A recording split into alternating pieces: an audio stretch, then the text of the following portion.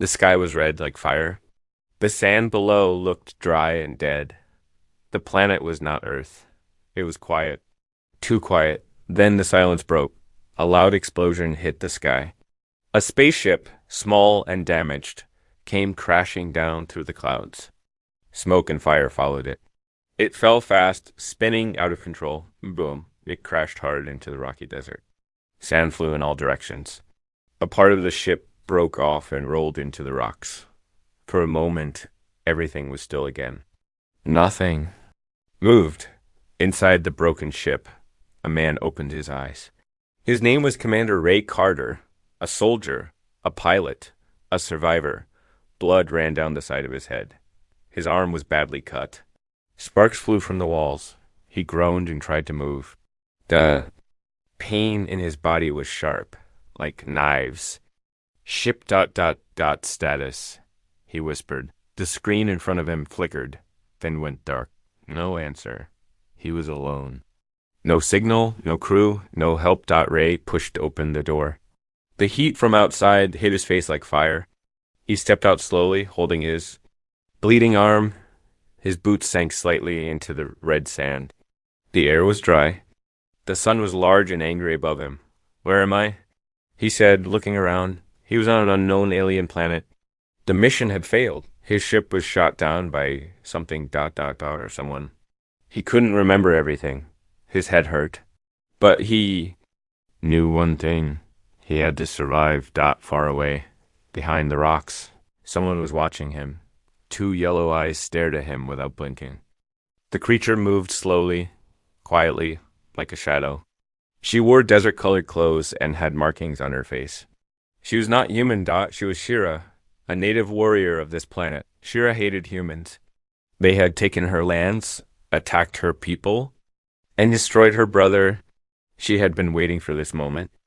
A human, alone, weak, injured. An easy kill. She held a sharp knife in her hand. Her fingers tightened around it. Her heart beat fast, but her face stayed cold. Ray stumbled forward, looking for water. He saw a small rock structure, maybe a cave, or a shelter. He walked towards it. Blood dropped from his arm onto the sand. Shira followed him, staying low. She watched his every step. Ray entered this small cave. He sat down with a heavy sigh and leaned against the wall. He opened a small metal box from his belt. It had a weak distress beacon. He pressed the button. A red light blinked. Signal set. But he knew it might never reach anyone. He looked at his arm. The wound was bad, deep and bleeding. He had no tools to clean or close it. If infection started, he would die in a few days. Great, he muttered. Just perfect. Suddenly, a sound, a soft movement. A shadow at the cave entrance. Ray reached for his sidearm. Too late. Shira jumped in, knife raised, fast like lightning. Ray rolled aside and aimed his weapon. She kicked it out of his hand. He gasped in pain. They stared at each other. "You gonna kill me?" Ray said, breathing hard.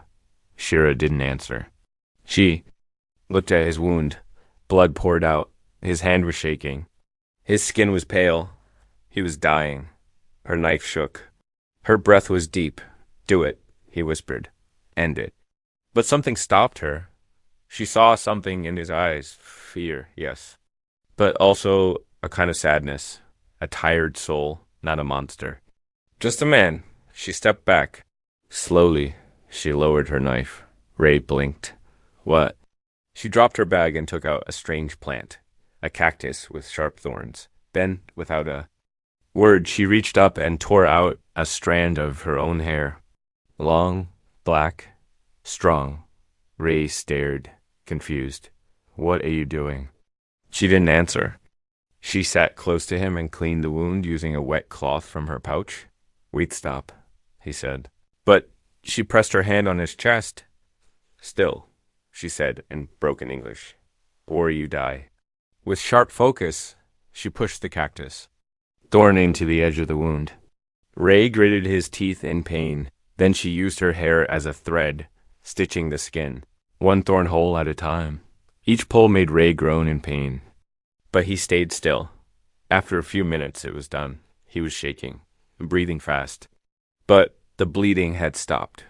She stood up, looked at her work, then looked at him. Why? He whispered. Why help me? Shira said nothing. Her face was unreadable. Then she turned to leave the cave. But before she stepped out, she spoke one word, debt. And then she was gone. Ray looked at the doorway. His hand touched the stitches. Hair and thorns. Pain and survival. He didn't understand it yet, but this was only the beginning. Asterisk, she had dreamed of killing him every night. Since her brother's death. In the dark silence of the desert. Shira used to sit with her blade and whisper his name. Thorn. He had been brave. Kind. Too kind. He died in fire. Burned when a human warship fell from the sky and crushed their village. Thorn was saving children when the fire came. Shira watched from the hill. She remembered the sound. Screaming. Metal. Then silence. That's what she promised. Every human. Who steps on this soil must die. So why didn't she kill this one? She stared at her own hands. Blood on her fingers. But not from his heart. No! From his wound. From the strange surgery she had done. Hair and Cactus Thorn, she thought bitterly. What kind of madness was that? He should have died, but now he was breathing, resting, and alive. She sat just outside the cave, in the shadows, watching the sky turn black. Stars blinked into view, sharp and cold. On her planet, stars were never warm. They only reminded her how far Earth was, how many more humans could still come. Inside the cave, Ray stirred. Ray woke slowly. Pain sat in his chest like a rock. His arm was tight with stitches. The memory came back in flashes, the alien girl, her knife, her hair, the fire in her eyes. And then ... Mercy. He couldn't understand it. She had every reason to kill him. Instead, she saved him. Why? He sat up, groaning. The cave spun around him. His throat was dry. Water. He whispered. Suddenly, something rolled next to him, a small round fruit. He looked up. She was standing at the cave entrance. Still as stone. Ray didn't speak. He just picked up the fruit and bit in. Sweet, wet, life-saving. Thank you. He said. She didn't move. Finally, she stepped in. Not close. Just near enough. I should have killed you, she said. Ray nodded. I thought you would. You are the enemy, she said. And you saved me anyway. Shira looked away. Her voice was low. Saving one enemy does not erase the fire. Or my brother's bones. There was silence, thick like smoke. Then Ray spoke. I wasn't here to fight. My ship had medicine. For a sick colony. Children. Families. She turned sharply. Lies? He met her eyes. I wish they were. For a moment, something flickered in her stare. Doubt. Pain. She stepped back again. Her knife stayed in her hand, not raised, but not forgotten. Ray leaned back against the wall. Your name? Names mean nothing between enemies. Maybe we're not enemies anymore. Maybe I made a mistake. She snapped. They both sat in silence again. Only the wind spoke now. Then, a sound. A clicking noise. Faint, distant, but growing. Shira's face changed. She dropped to the ground, ear to his hand, then stood fast. They are coming. Who? My kind. A patrol. Hunters. They saw the smoke from your crash. Ray's eyes widened. Can you hide me? She hesitated. You saved me. Just give me time. I'll fix the signal tower. I'll be gone. They won't wait. If they find you, then it's over. She looked down. Her own people would tear her apart for helping a human. But if she let them take him, her brothers, Voice would never forgive her. Come, she said. Ray struggled to stand. She moved under his arm, helping him walk. Why help me again? He asked weakly. She answered without looking at him. Because I'm tired of fire. They moved fast. Through the rocks, through dry canyons lit only by moonlight. In the distance, shadows danced, fast, angry figures searching the ground. Alien scouts, long claws, sharp eyes. They were close. Shira pulled Ray into a crack in the rock. They held their breath. A shadow passed just feet away. Ray's heartbeat pounded in his ears. Then Silence. The patrol was gone. For now, they reached a narrow ridge. Below, something shimmered. Ray's eyes lit up. The signal tower, he said. It's still standing. Shira's face turned cold. That place is cursed. Ruins from the old wars. Even my people avoid it. Ray stepped forward. That's my only way off this planet. Shira stayed back.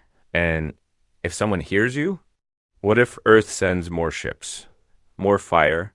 Ray looked at her. Then help me send the truth. Not war. Just truth. She said nothing, but she followed. The pain had a voice. It whispered through Ray's body like smoke in his lungs. He didn't know if he was dreaming or dying. The light was too bright, then too dark. The cave spun like a broken orbit. He felt his body sway. His heartbeat was slow, heavy. He remembered his mother's voice. Then he remembered her face. Shira. Not his mother. Not even human. The last thing he saw was her eyes glowing in the moonlight. And her hands pulling a thorn through his skin. He blacked out again. Outside the cave, the wind screamed. Sand flew like knives. Shira sat near the fire, watching him breathe. His skin was hot, too hot. His body was shaking. The wound was not healing fast enough. Foolish human, she thought. Too weak for this world. But she had stitched him. She had fed him. She had even carried him when he fell. Why? She didn't know. Maybe because of his eyes. They didn't lie.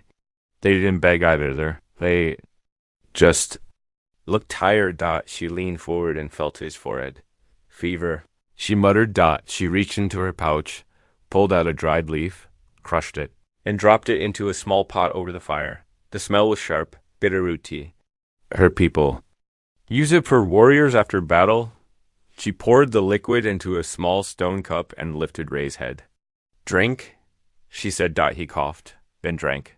For a second, he looked at her. You again, he whispered. Voice cracking. She nodded once. Still not dead. He smiled a little. Disappointed. She didn't smile back, but her eyes softened. Later. That night, Ray woke up again. He sat up slowly, sore but alert. Shira was asleep, back against the cave wall, her blade in her lap. He looked at his arm. The stitches were still there. Her hair had held. The cactus thorn holes had dried. He whispered. To himself, you really did it. Then he saw something that made him freeze. Her hand, the one she used to stitch him, was bleeding. Small, deep cuts. From the cactus thorn. He looked closer. There were burn marks too. From carrying him through hot rocks. And her foot was swollen. She had injured herself saving him, and yet she hadn't complained. Not once. Ray felt something twist in his chest. A strange feeling, not guilt. Not shame. Respect. In the morning. Shira woke to find him standing outside the cave, looking. At the horizon? Fever's gone, he said. Thanks to you. She stood up and walked over. You heal fast. I heal better when someone saves my life twice, he said, with a dry grin. She handed him a piece of flat root to chew. It was bitter. He chewed anyway. You talk too much, she said. You stitch too well. That almost made her smile. As the sun rose higher. They began to move again. Ray leaned on a stick. Shira walked ahead, always watching. Not just for danger, for emotion. She didn't like the quiet between them. It felt too ... Comfortable. She had never felt comfortable near a human. That scared her more than war. They reached a high cliff. By afternoon. Below them, the old signal tower stood, cracked, rusted, forgotten by both human and alien alike. Ray stared at it like a dying man stares at water. That's it, he said. My way out. Shira crossed her arms. That tower hasn't worked in years. I only need 5 minutes, he replied. Just enough power to call orbit. She frowned. And if your people come with guns, I'll tell them not to. She turned away. Words are cheap. He touched her shoulder, gently. I'll send a message. For both our kinds. A truth. She looked back at him, and for the first time, she didn't see a human. She saw a soul. Wounded, but honest. That night, they reached the tower. Ray worked on the panel. Shira guarded the cave nearby.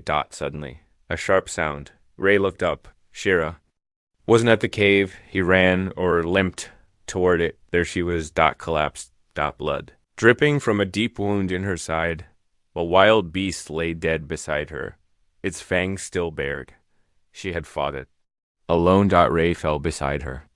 Panic in his voice. No, no, no. You don't get to die after saving me. She coughed. Just a scratch. He shook his head. Not again. He ripped open a clean piece from his uniform, pressed it against her wound, and tied it tight. Then he did what she had done for him. He stayed up all night. He guarded. He watched. And in the morning, she opened her eyes. You stayed, she whispered. He nodded. You did it first? Asterisk. Thump. Thump. His heart was loud in his ears. His feet crashed into sand and stone. Dry wind cut his face like glass. Ray was running. And behind him, fast, wild, inhuman footsteps. A sound like bone hitting metal. Closer. He didn't look back. COULDN single quotes T.XIRA was behind him, limping, breath broken, hand pressed to her side. I said go. She shouted, I'm not leaving you. They turned a sharp corner into a narrow canyon. Walls of rock surrounded them. No cover, no escape. Ray looked up. The cliff wall, maybe 20 feet. He turned to Shira. We climb?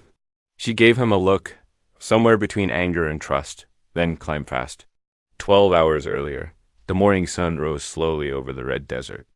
The signal tower blinked weakly, still broken, but not dead. Ray wiped sweat from his brow. Sparks flew as he worked on the panel. I can fix it, he said. Shira crouched nearby, sharpening her blade. Your hands are shaking. She said, I'm working with alien wire and a half-dead battery. Be thankful it's only shaking. She didn't reply, but she watched him closely.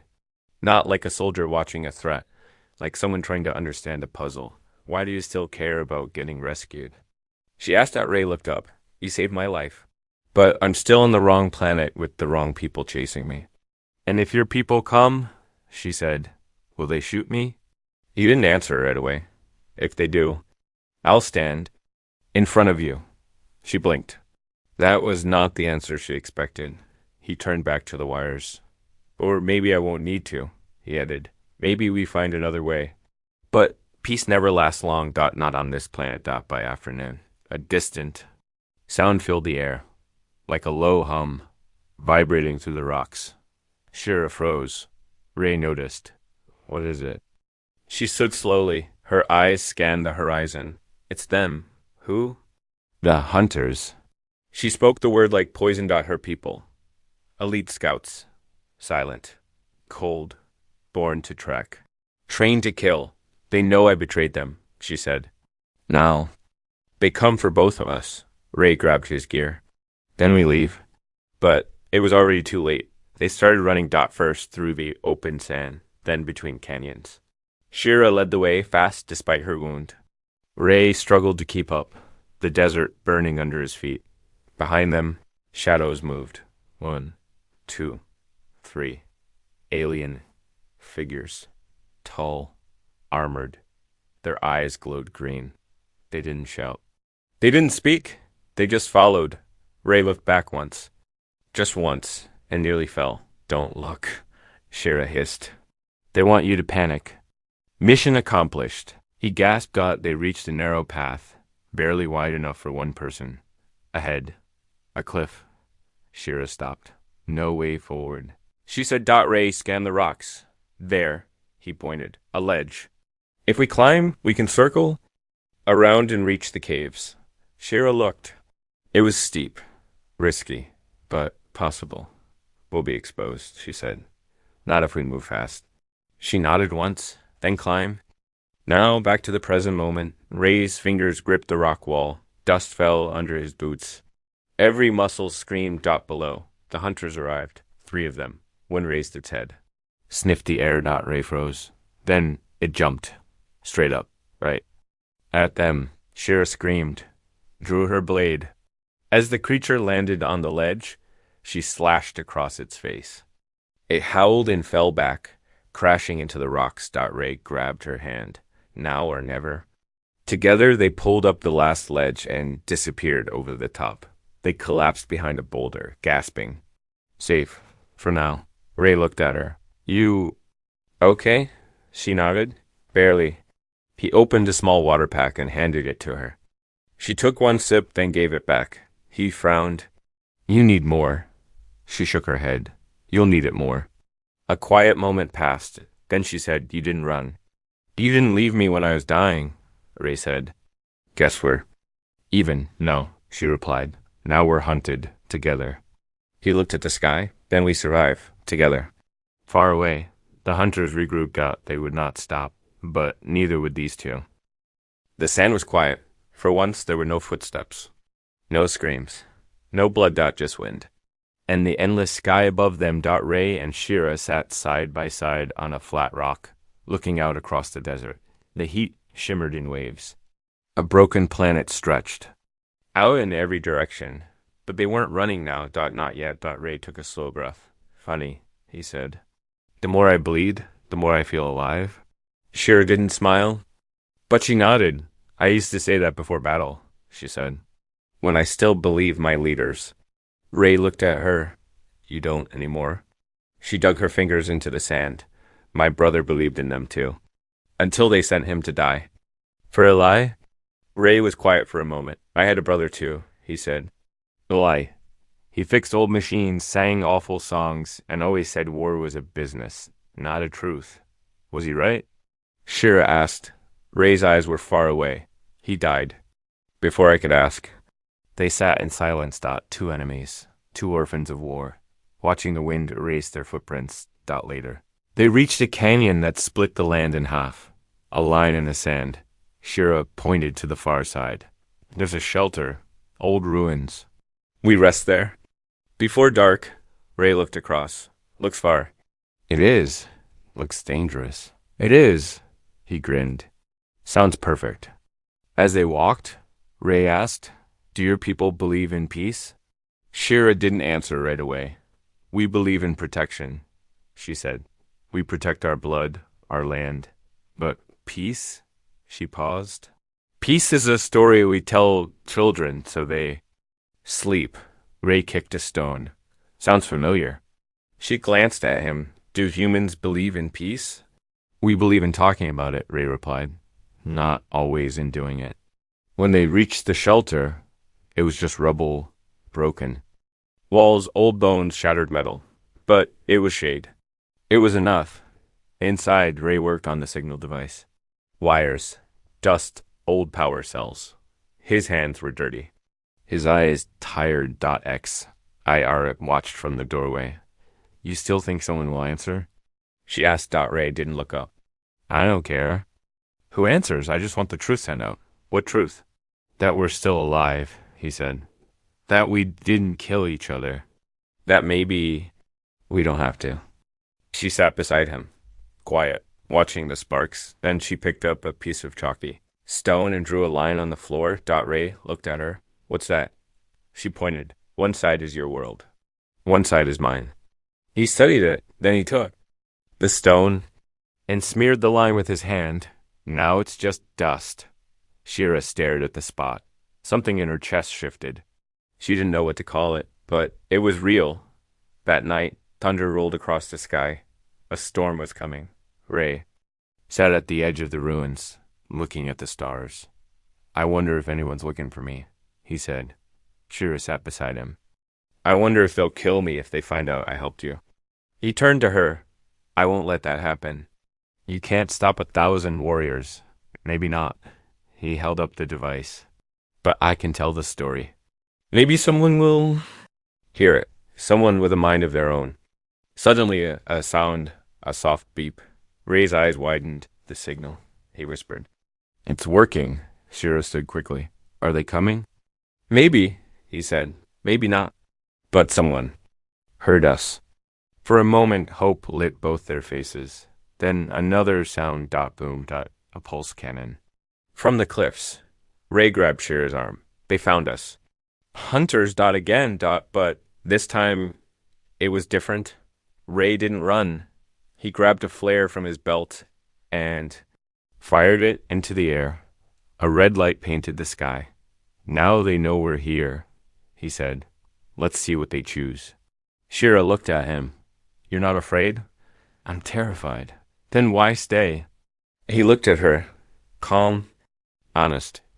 Because if I leave now, your story dies here too. She stared at him, then nodded. Then we fight. Together. Above them, in the black sky, a small blue light appeared. A ship thought it was coming.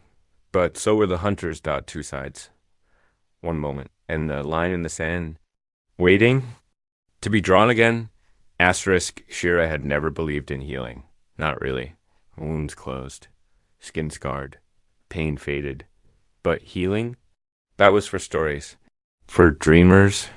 For children who didn't understand that life was a war. Until now. She watched him sleep, Ray, the human, with dirt on his face and her blade, beside him. And something in her chest ached in a way that had nothing to do with battle. She had seen men die for war. She had killed men for loyalty. But this one, he had almost died for her, and now he waited for her trust. Not as a soldier, but as a friend. Maybe something more. Maybe. She closed her eyes.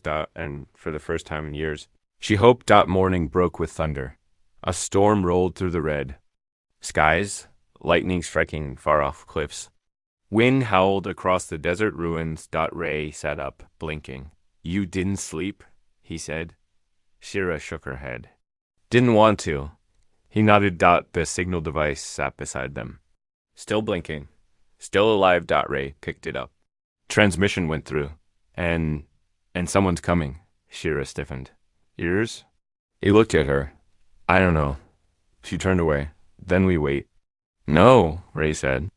We prepare. They fortified the ruins as best they could, stacking broken stone, covering the signal with a tarp, drawing paths in the sand to confuse trackers. Ray handed Shira a plasma knife. She stared at it. Too human. She muttered. Too sharp. He answered. She took it anyway. As the day burned on, they sat in the shadows. Ray worked quietly, adjusting the beacon for signal clarity. Shira stared at the horizon. Then she asked the question she had been holding back for days. Why didn't you run when I fell? Ray didn't look up. Because you didn't run when I was dying. She frowned. That was instinct. He smiled. So was mine. She looked down. Helping you was supposed to be a mistake. It changed us both, he said. She nodded. Slowly. Yes. Then the air changed. The sky cracked with energy. A ship. Descending. Ray stood up, shielding his eyes. It's not a human model, he said. Too narrow. Too fast. Shira's heart dropped. Then it's mine. They both looked at each other. This was it. Ray placed his hand on her shoulder. I'll draw them off. No, she said. If they find you alone, they'll kill you. I'd rather they kill me than you. She stepped forward. And I'd rather we both live. Ray hesitated. Then nodded. They grabbed their weapons. Stood side by side. As equals. The hunters landed. 3 of them. Same as before. But this time, they didn't attack. Not yet. The lead hunter removed his helmet. His face was cruel, scarred. Shira, he said in her language. Step aside. The human dies. She stepped forward. Not today. Then you die with him? Ray raised his weapon. The hunter laughed. 1 wound and he bleeds for hours. You waste your strength. Shira didn't blink. I'd rather die. Beside him, than live as a puppet. The hunter's smile vanished. So be it. The fight was fast. Brutal. Ray took a hit to the leg but kept firing. Shira moved like wind. Blade flashing. Sand flying. Together, they forced the hunters back. Ray collapsed behind a wall. Bleeding again? Don't let them. Shira dropped beside him, grabbed the medical kit, and pressed hard on his wound. You don't die. She growled. You stitched me once, he said, eyes glassy. I'll do it again, she whispered. But she was crying now, because this time, the thread was not just hair. It was her heart. Then, a sound. Another. Ship. Bigger. Slower. Human. It landed just beyond the ridge. Soldiers poured out. Ray blinked. They came. Shira stood, body tense. Ray tried to reach her hand. Stay. She stepped back. If I walk into your camp, they'll shoot me. I'll stop them. They won't listen. Then I'll scream. She gave him one small smile. Tired. Quiet. Real. You're still loud for someone half dead. The human commander stepped forward, weapon raised. Is that one of them? Ray shouted. She saved my life. You touch her, and you'll answer. To me. The commander hesitated. Then lowered his weapon. Silence. Then a voice in the wind. She tore her hair to stitch his wound. But he healed her with hope. If you find this message, I don't ask for rescue. I ask you to listen. I was sent here as a soldier. But I'm leaving as something else. I met the enemy. She could have killed me. But instead, she stitched my wound with her own hair. Maybe. War isn't about victory. Maybe it's about who you are when there's nothing left but pain and dust. Maybe hope is human, but it isn't ours alone. 2 days later, the human ship hovered low over the cracked desert. Heat shimmered across its hull. The rescue team had orders. Recover Commander Ray Carter. Eliminate threats. But no one expected.